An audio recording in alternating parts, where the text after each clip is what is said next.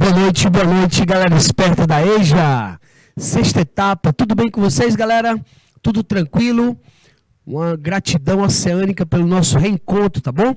Que a gente possa hoje aí estar convocando, né, a nossa inteligência, a sabedoria, para a gente estar compartilhando juntos com vocês o melhor da vida, o melhor da arte. Beleza, galera esperta? Aquele abraço carinhoso a todos vocês. Olha aí, galera de Picos, Santa Cruz do Piauí, São Francisco e São Gonçalo do Gurgueia. Aquele abraço no coração, tá bom? Meus amores, hoje nós vamos falar sobre o pós-impressionismo. Na aula anterior nós falamos sobre o impressionismo. E nós vimos que as temáticas eram agradáveis, né? A Europa vivia um luxo após a Revolução Francesa e a própria Revolução Industrial, a Belle Époque, e as temáticas eram agradáveis, né? De fato, os artistas agora, no pós-impressionismo, começam a adotar uma postura, uma visão mais crítica, a um engajamento social. Os artistas estão preocupados com os acontecimentos, então eles passam a sugerir algumas críticas, tá bom? Essa é a característica do pós-impressionismo, galera. Olha aí, ó, nosso roteiro de aula de hoje. A arte pós-impressionista é o nosso objeto de conhecimento. Objetivo, ver as diferenças entre a arte impressionista e a pós-impressionista. E no final da aula a gente fechar aí com as questões. Beleza? Então, olha aí, ó, pós-impressionismo, segundo o dício da internet.com, diz o seguinte: é o conjunto das correntes artísticas que, durante o período que vai aproximadamente de 85 a 1905, divergem do impressionismo ou se opõem a ele. Então, a gente vai ver aí os pós-impressionistas também abrindo o próprio expressionismo. Tá bom? E a gente vai ver as diferenças também entre o impressionismo e o expressionismo. Às vezes as pessoas confundem, né, o que é o impressionismo e o que é o expressionismo. A gente vai tirar essa dúvida hoje. Os artistas pós-impressionistas, olha aí, galera, diziam que o impressionismo era algo superficial. Temáticas muito agradáveis, mas que não traziam uma reflexão, uma contextualização, né, mais eficiente. Eram apenas temáticas que davam um certo prazer, digamos assim. Né? Eles queriam algo mais. Os pós-impressionistas já estavam buscando novos caminhos para a arte. Tá bom? Preocupavam-se com os sentimentos e os acontecimentos políticos e sociais. E aí a gente vai ver essa ideia do engajamento. Tá? Os artistas pós-impressionistas buscam esse engajamento político e social. Olha aí um dos pais do cubismo, que também foi pós-impressionista, o nosso querido Paul Cézanne, ou Paul Cézanne, como queiram aí, tá? Ele vai trazer, sim, essa ideia da geometrização das formas, beleza? Como temática principal das suas construções. Ele é o pai do cubismo, mas ele é considerado pós-impressionista por quê?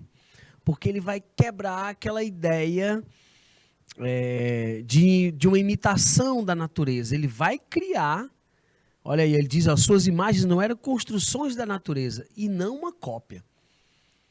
Então ele cria inspirado naquilo, mas ele não está copiando a natureza. Sua pintura tinha como princípios as formas geométricas, as proporções entre seus elementos. Então vejam que a temática dele, ó, tinha aí as formas geométricas, as proporções entre seus elementos, os princípios técnicos. Lá no impressionismo era o quê? Impressionar, trazer aquela imagem de uma forma rápida. E aqui não, ele já vai trazer outros elementos, né? Observe os pós-impressionistas. Paul Cézanne nasceu na Provença, pintor francês, né? Cujo seu trabalho traz as bases das transições do século XIX para o século XX. Cézanne pode ser considerado como a ponte entre o impressionismo do final do século XIX e o cubismo do século XX. Como eu falei para vocês, ó, ele está em duas frentes artísticas. Tanto no impressionismo, pós-impressionismo, né, como no século XX, no cubismo. Beleza? Artistas que tinham aí várias tendências, né? Essa é característica do século XX. Olha aí, Cézanne não se subordinava às leis das perspectivas, mas as modificava. A sua concepção da composição era arquitetônica. Então, tudo que ele ia fazer, ele tinha processos arquitetônicos, estruturais, formas geométricas. Segundo as suas próprias palavras, o seu próprio estilo consistia em ver a natureza segundo as formas fundamentais. Então, olha que interessante, ó. A esfera, o cilindro, o cone. Esses princípios geométricos são buscados como temática de Paul Cézanne. Ele chamava seu método de modulação. Beleza?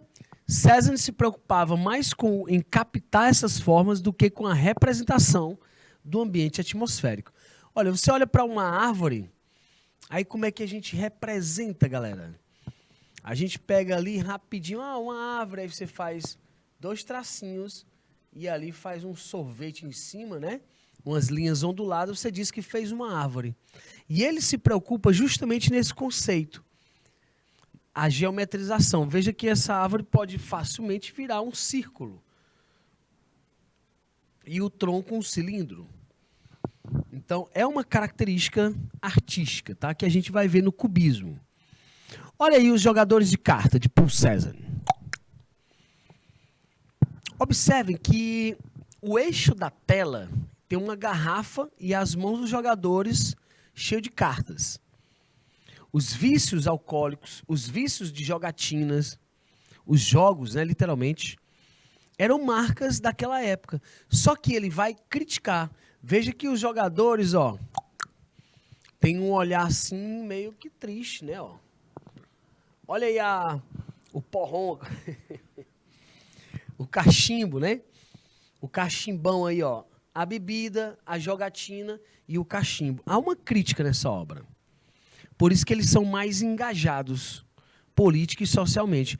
Ele não está só querendo representar os jogadores de carta, mas os vícios daquela época. Que ainda hoje é comum a gente ver. Muitas pessoas... Olha, os jogos online hoje, tem um negócio de umas apostas online. Rapaz, é um negócio sério. Antigamente você tinha que ir para o cassino, para casa de jogos. Hoje está no bolso da gente, tem todo tipo de jogo do mundo.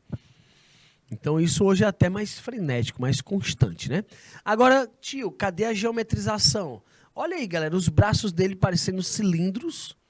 Se você pegar aqui, ó, vou apagar para a gente perceber melhor. Se você observar, os braços são cilíndricos.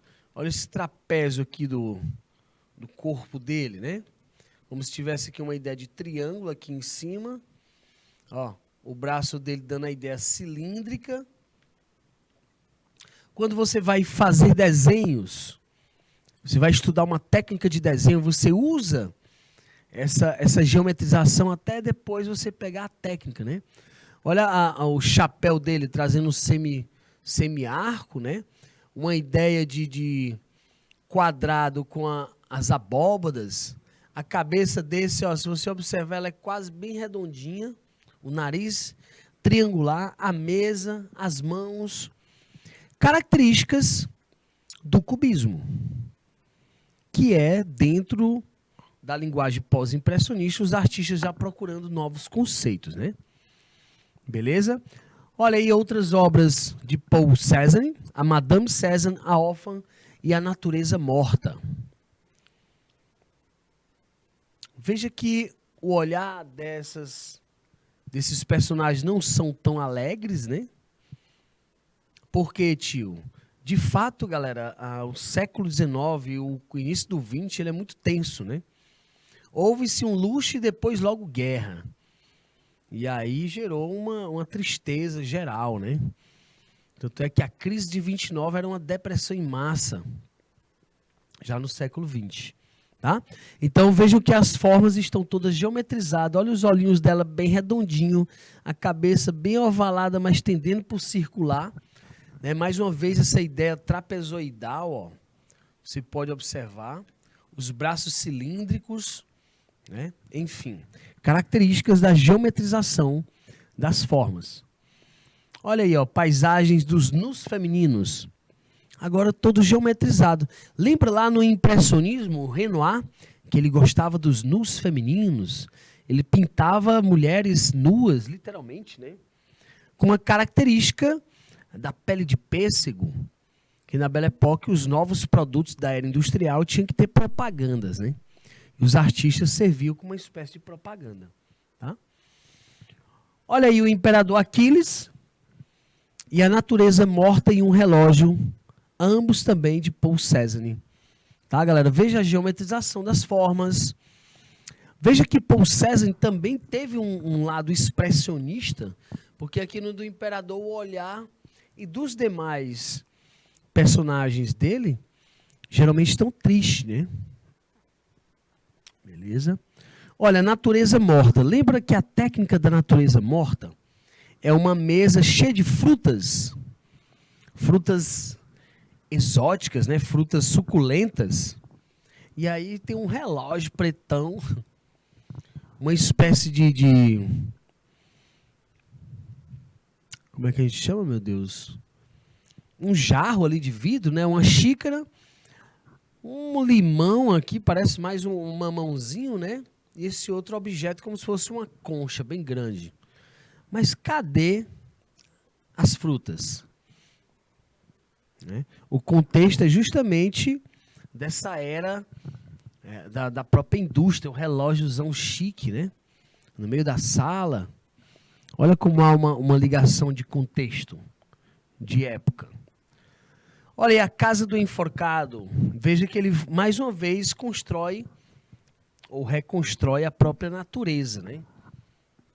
A gente vê um triângulo no meio da obra, as casas bem geometrizadas, as plantas cilíndricas. Beleza, meus amores?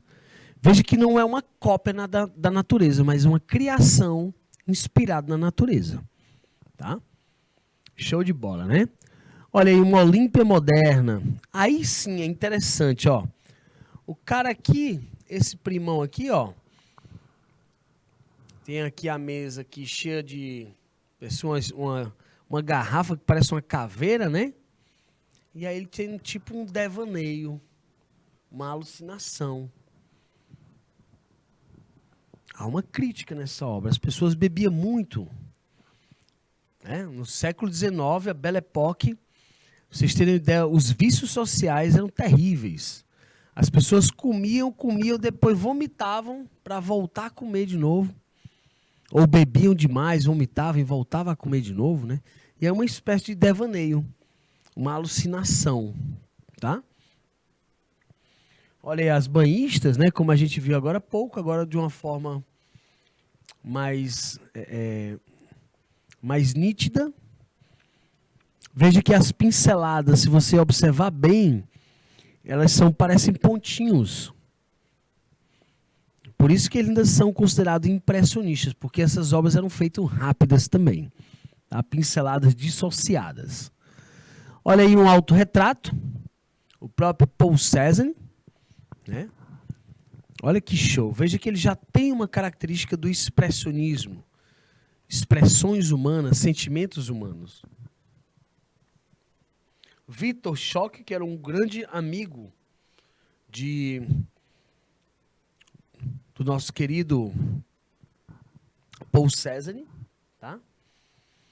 E você fazer uma pintura com uma fisionomia que denota um sentimento, já é características expressionistas. Então veja que Paul Cézanne passeou no cubismo, foi pós-impressionista e tem características também do próprio expressionismo. Beleza, galera? Olha aí a montanha Santa Vitória, vista de Belleville, né? Olha lá um aqueduto lá no fundo, as árvores bem cilíndricas, características do pós-impressionismo.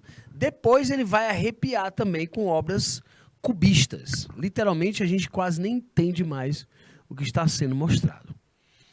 Olha aí, Luiz Augusto César, o pai do artista, né? Lendo o jornal Evenement, né? Da França. Veja que a característica de sentimentos humanos, a gente tem aí uma temática interessante. A leitura do jornal, antigamente você ter uma assinatura do jornal, né? Não era para todo mundo, a gente pagava mensalmente aquele jornal e tal. Era até chique, né? Né? Lembra que era chique ter a assinatura do jornal, que a gente ia pedir nos vizinhos. Rapaz, me presta uns jornais velhos aí para me fazer umas coisas e tal.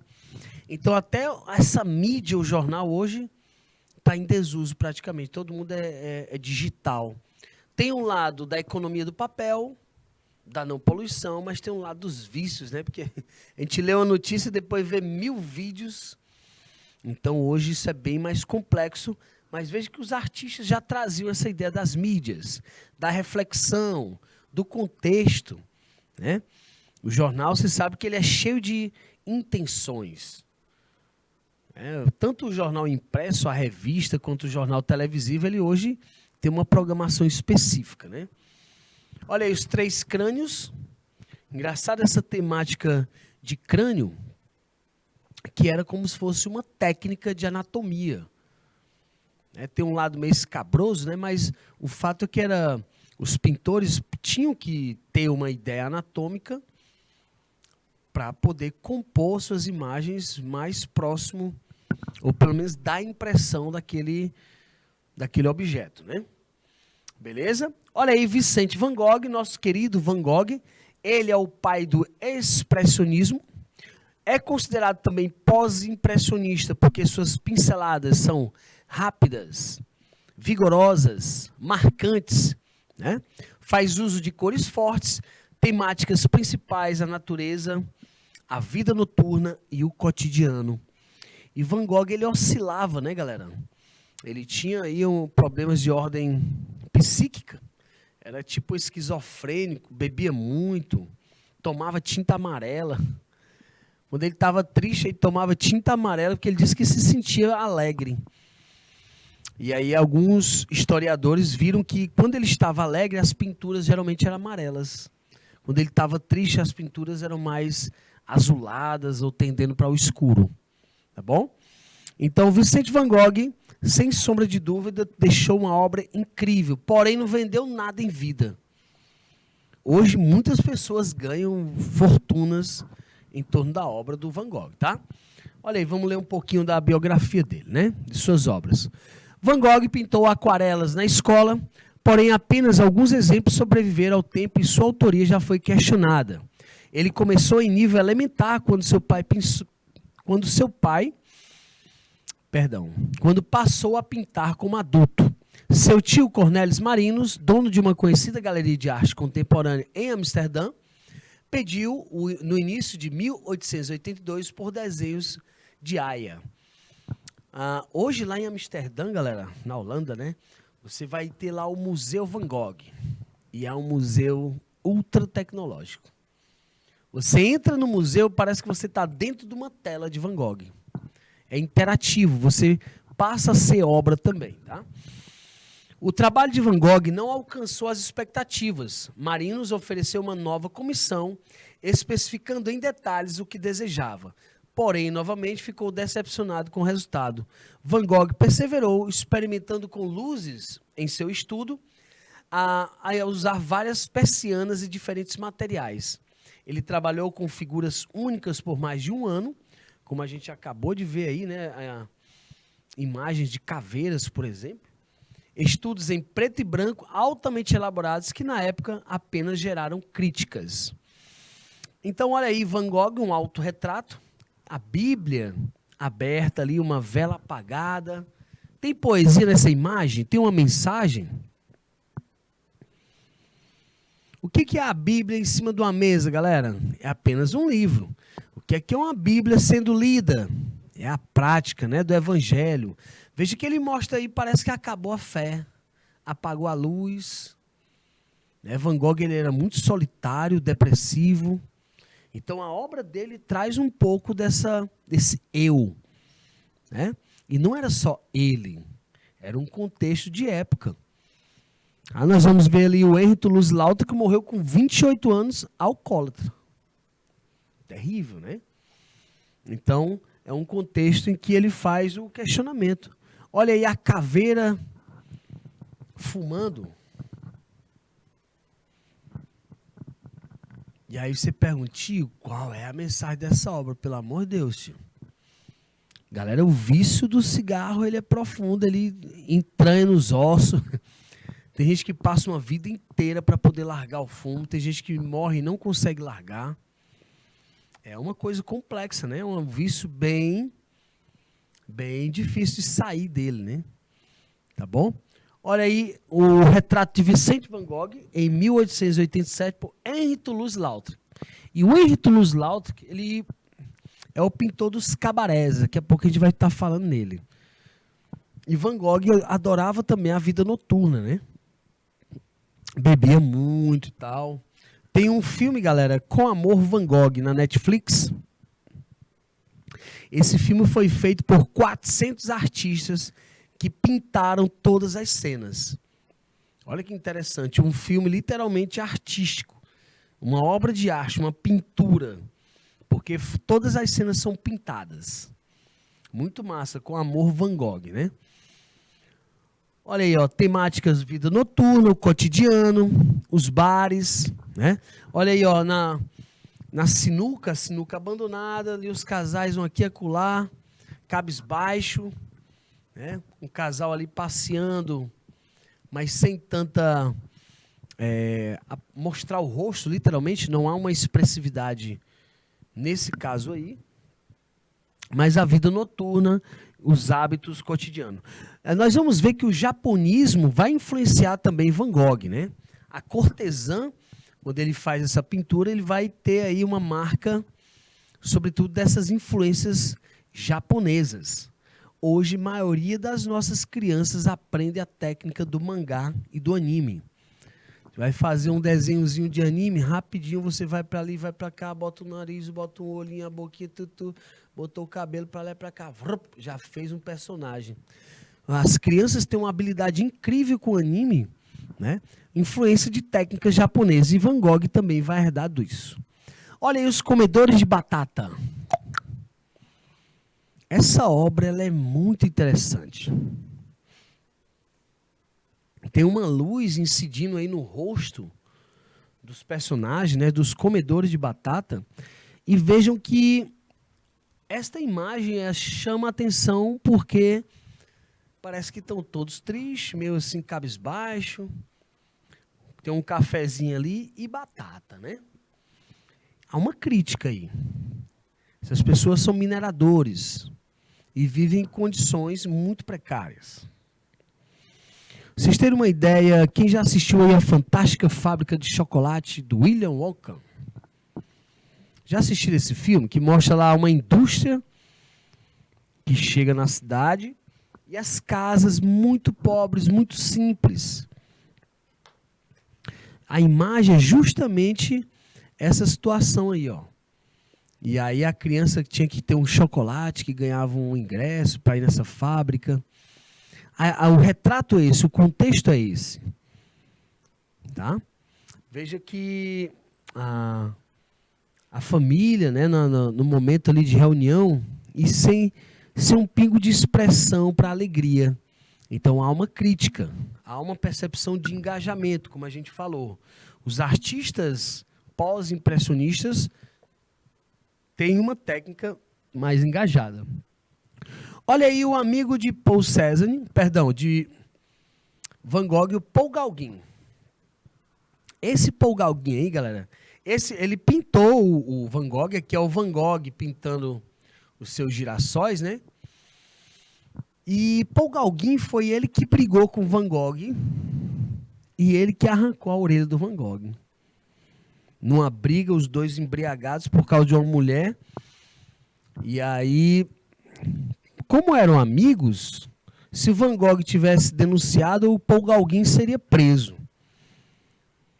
E aí ele acabou dizendo para a polícia que não, foi ele mesmo que tinha cortado a orelha para mandar para uma namorada. E de fato foi mentira, né? Eles se envolveram na briga e acabou cortando a orelha. Segundo as histórias, né, galera?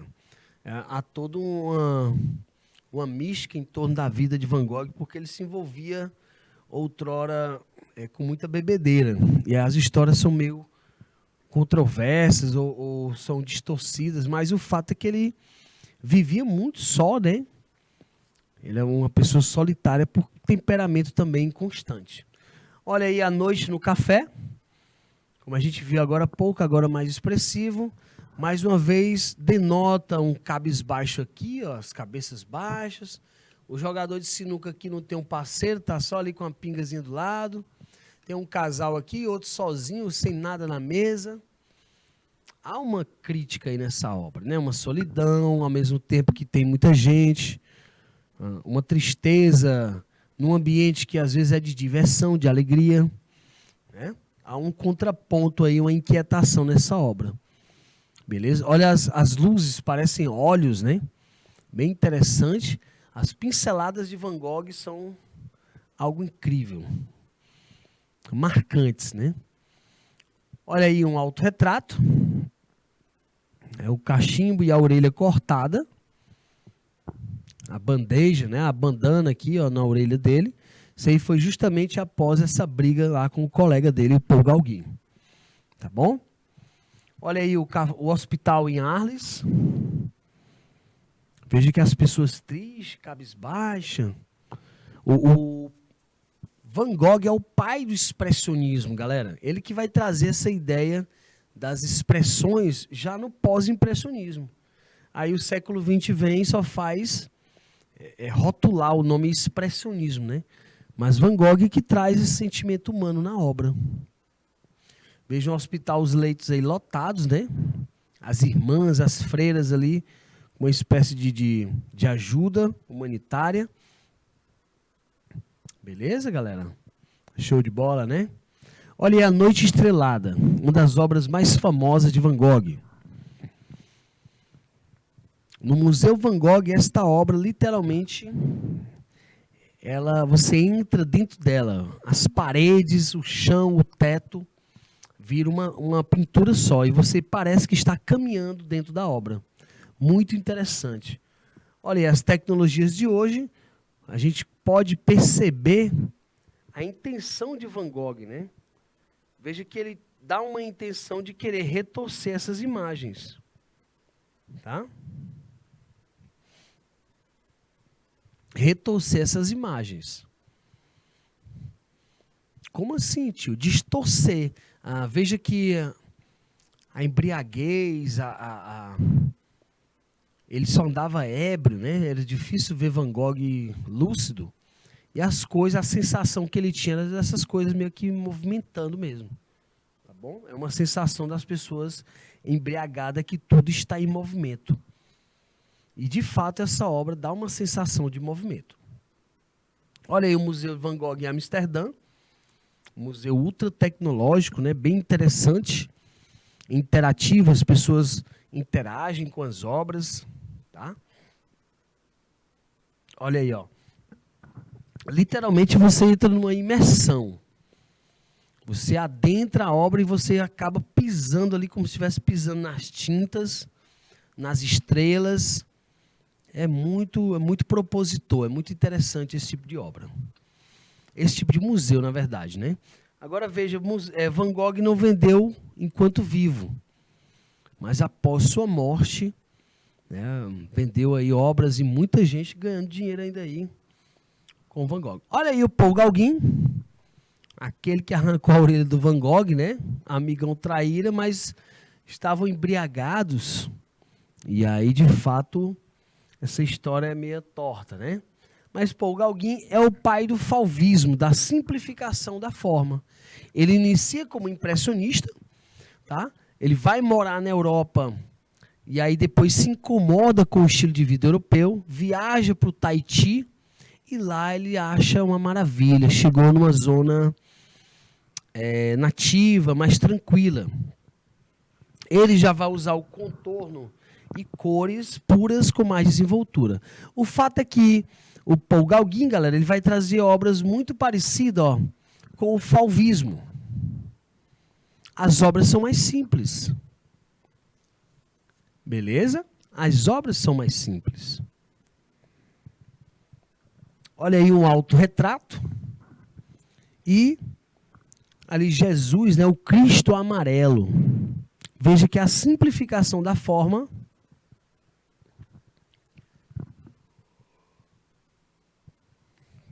é uma característica do Paul Gauguin. Beleza, galera? E eu creio que a maioria de nós adora esse estilo mais simples, né, mais tranquilo. Olha aí, duas tahitianas com flores de manga. Ele foi morar no Tahiti, saiu daquela vida conturbada da Europa, luxuosa, muitos vícios, e foi para ilhas, né, onde o povo nativo vivia de uma forma muito mais tranquila. Olha aí, ó. Lá também ele vai representar essa temática noturna, mas veja que a simplificação da forma, ó, característica de Paul Gauguin. Beleza? O pós-impressionismo com engajamento social, tá? Olha, se ele sai da Europa, naquele estilo de vida europeu, muitas roupas, muito luxo, e ele vai para uma coisa mais simples, ó. Então, para ele, esse tipo de arte era muito mais agradável, mais prazeroso, né? Sem saindo daquele contexto de muita preocupação, muita crítica, enfim, tá? Olha aí como as obras dele geralmente tendem a ser mais simples, ligada à simplicidade do povo do Tahiti, tá bom? Henri Toulouse-Lautrec, galera, esse daí que eu falei para vocês, olha, ele é o pintor dos cabarés, né? Ele, ó, temas principais, figuras humanas, seus defeitos. Ele que introduz essa ideia da caricatura, tá? Da caricatura, aquela imagem mais estranha, ó. Os cartazes e afiches, né? As propagandas das festas do Moulin Rouge, tá bom? Os bailes, as festas society, né? Ele que fazia os cartazes e panfletos, tá bom? Dessas festas nos cabarés noturnos. Olha aí, ó, Troupe de Elegante. Veja as mulheres tipo levantando a saia, mas há uma caricatura, né? Não são mulheres tão bonitas assim. Ele mostra o lado feio dessa vida noturna. Morreu aos 28 anos, galera. Novinho, alcoólatra e com sífilis. Ok? Olha, o exame da faculdade de medicina. Veja que, assim como todos os demais, né, eles optam por uma imagem mais meio borrada, meio manchada. Porque há uma ideia crítica, né? Há uma ideia crítica. Antigamente, para você entrar num curso de medicina, você tinha que conhecer muita gente, não era só ser bom também não, né? Olha aí, no circo, veja que há um aspecto aí também interessante, porque o rosto das pessoas são caricaturais, meio que cômicos, meio que engraçado, para chamar a atenção, né? Sobretudo pelo estilo dele. Tem artista que ele prima por essa ideia do lado feio. Os cartazes, mais uma vez, do Moulin Rouge, olha aí, ó, as festas do Moulin Rouge, né? Os afiches e os cartazes eram feitos por ele, Henri Toulouse-Lautrec. Tá? Olha aí, ó, essa tiazona, o corpo bem fininho, a cintura, e o rosto ele deforma ali um pouco. Interessante esse lado caricatural do Henri Toulouse-Lautrec, tá? Olha aí também, Georges Seurat é o pai do pontilismo, galera. Ele vai trazer a imagem feita com vários pontinhos, representando a sociedade e os prazeres sociais também. Então, uma das obras mais famosas dele é Uma Tarde de Domingo na Ilha Grande Jatte. Quem já viu aí a galera aí nos parques ambientais, né? Aqui em Teresina tem o Lagoa do Norte, tem a Puticabana, o Parque Cidadania. E é comum a gente ver as pessoas lá fazendo piquenique na beira do lago. Tal qual antigamente eram feitos. Mas veja que os afazeres, né? Passear com o cachorro, com os animais de estimação, Tem um macaco misturado com um cachorrinho, ó. Beleza? As pessoas bem vestidas porque a Europa é frio. Beleza, galera? Tanto é que o perfume francês ele é fortíssimo, porque lá é frio e eles tendem a usar perfume mais forte porque eles tomam uns poucos banhos durante o dia, né? Mas veja que a técnica aí é o pontilismo, como se fosse pixels, sugerindo a ideia da imagem, tá? Georges Seurat é o pai do pontilismo, técnica que utiliza pontinhos para gerar imagens. Olha aí outras tendências também, tá? De Georges Seurat, sempre trazendo essa sociedade, os afazeres. E aí, galera, tem uma questãozinha para a gente fechar essa aula de hoje, né? Tratando de construção de imagens, utilizando pontos. O pontilismo, acabamos de falar dele, né? Infere-se que Monet era pontilista. Letra B, as obras são pintadas com pontos muito grandes. Letra C, os pontos são colocados pelo artista de forma aleatória. Aí a gente já arrisca essa. Não, não é aleatória não. O artista está ali combinando os pontinhos. Então não há aleatoriedade. Letra D, todos os personagens apresentam trajes típicos do século XX. Essa aqui também a gente já pode cortar. Não é século XX, século XIX, né? Letra E, nesse tipo de trabalho o que mais chama a atenção é como o artista conseguiu criar áreas de luz e sombra. E de fato é impressionante isso, olha. Como criar aqui, ó, a ideia de luz e sombra. Luz, os pontinhos ficam mais claros e mais dissociados. Sombra, mais aproximados, né? Então, isso é uma técnica. Letra E, né? Nesse tipo de trabalho, o que chama a atenção é como eles criam. E Monet aqui, ó, Monet era o quê? Impressionista. Monet não é pintor pontilhista, não, ele é impressionista. E as obras não são pintadas com pontos muito grandes. Pode ser grandes, pequenos, você que vai mandar. Mas não são pontos muito grandes, todavia, né? Beleza, galera? Letra E de estudante. Olha aí, observem essas três imagens. Henri Toulouse-Lautrec, o pintor dos cabarés, né, das caricaturas. Van Gogh, expressionismo. Paul Gauguin, a simplificação da forma. Ambos pós-impressionista, tá? Temos três obras aí de artistas diferentes dentro de um mesmo contexto. Vamos ver a questão. Os conjuntos de figura acima, embora se enquadrem em realidades cronológicas, estéticas e expressivas diversificadas, apresentam aspectos formais comuns. Desta forma, indica o item coerente aos princípios desse movimento artístico. Olha, então veja que, como eu falei, são obras de um mesmo contexto, né? Ele diz ali, ó, enquadram em realidades cronológicas, né? Porém, esteticamente e expressivamente são diferentes, diversificados. Então vamos ler aqui, ó. Letra A. As figuras 3, 4, 5 revelam por intermédio de sua capacidade expressiva naturalista o culto a favor do belo. Não, a gente não está falando de beleza ali não, né? Letra B. Ao fazer o uso do figurativo e não do abstrato, conclui-se que a tendência estilizada é um referendo obrigatório. Vamos deixar isso aí, vamos para frente. Letra C. Nota-se que as figuras 3, 4 e 5, as formas distorcidas, elevam sua composição à condição naturalista, o que promove distanciamento da realidade.